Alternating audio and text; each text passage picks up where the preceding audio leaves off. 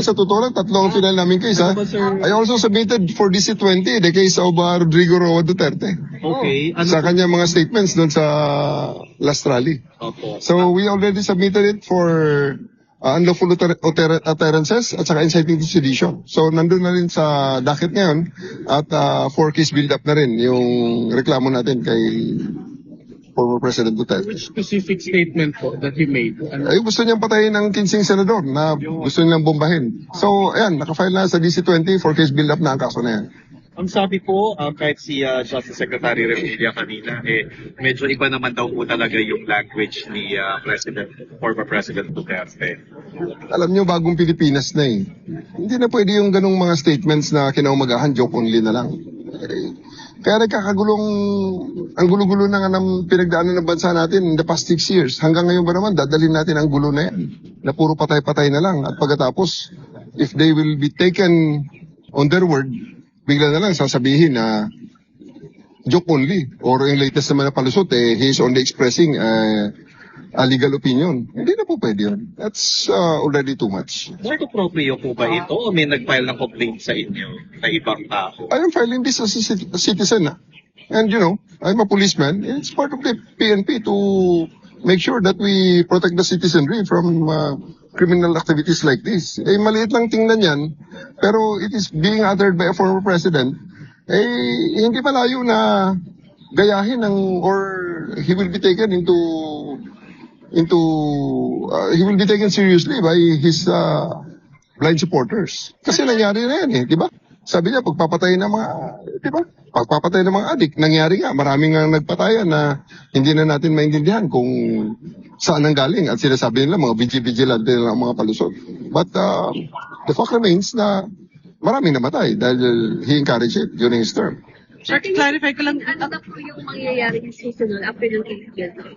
We'll be filing it for, pag natapos ang case build-up, it will be filed for preliminary investigation. And formally, he will be given a copy of the complaint na inakyat so that he can have his counter affidavit on the case. Sir, clarify ko lang. You are filing as your person, not as CIDG. I am filing it as both as CIDG chief and as a Filipino, as a policeman. Because anybody can file that. Yeah. So, hindi ko naman hihintayin kung sino pa. Para anong nandito tayo sa PNP at nag-CIDG pa tayo, kung hindi natin pangunahan na ibang mga kababayan natin na tahimik lang sa sidelines, pero talagang galit din naman, hindi naman accepted sa lahat ng tao ang kanyang ginawa Sir, ano po ba? Kinasult niyo yung higher officers sa PNP before making this move? Well, I told my bosses that I'm filing the case. And, meron naman tayong latitude para mag-decide on our own on this level. So, ginawa ko ang decision na ito. Sir, na-coordinate din ba ito kay Senate President Chis Escudero? Kasi so far wala pa sa kanilang mga senador ang naglalabas ng cause of concern din regarding sa statement ng dating Pangulo. So, the moment, kasi talagang I did this as a patriotic Filipino na nandito tayo premier tayo ng law enforcement at kami ang nandito na dapat nagpapatupad ng batas. At kitang-kita sa harap namin, sa harap nating lahat, na ang batas ay nilalapastangan. So, we deem it necessary to file the case. Under the guidance of the Chief PNP. Would you suggest, sir, na yung mga senators who filed a complaint themselves, kasi sila rin naman yung directly will be endangered because of it? Depende na sa kanilang appreciation ang situation. Nasa kanila na yun kung gusto nilang mag-file, they are most welcome to come to our office and file the complaint. They can contact us, we can send investigators to get their statements and we can file the case. Wala po bang political pressure ito given that the Vice President is in a similar situation with the filing of the NBI na cases din?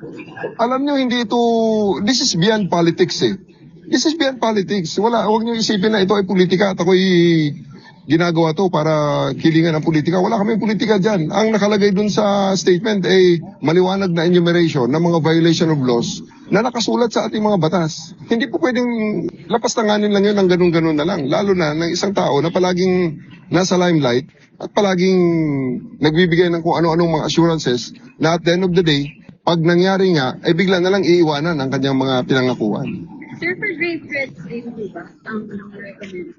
Sa ngayon, ang sa amin is unlawful utterances. Nasa case build up ngayon yan, kung gustong dagdagan ng DOJ ang kanilang mga nakikitang mga kaso. May walang sedition. Alam nyo, yun nga, sinasabi ko sa inyo, part yan ng political propaganda ng isang political party. Mag-deliver ng mga rhetorics. No? O ganun. But nevertheless po, sineseryoso po natin tumagal ng statements nila. Ay, yun. Kayo na nga nagsabi sa akin, Sir, anong masasabi nyo doon sa joke ni President Rodrigo Duterte na papapatay ang 15? O kayo na nagsabi, joke eh. Miski kayo accepted ninyo, na joke lang yun. No? Ganon. Magaling mag-deliver si Presidente Digong, but then, tingnan natin kung kakagatin pa ba yun ng mamamayan ngayon. Di ba?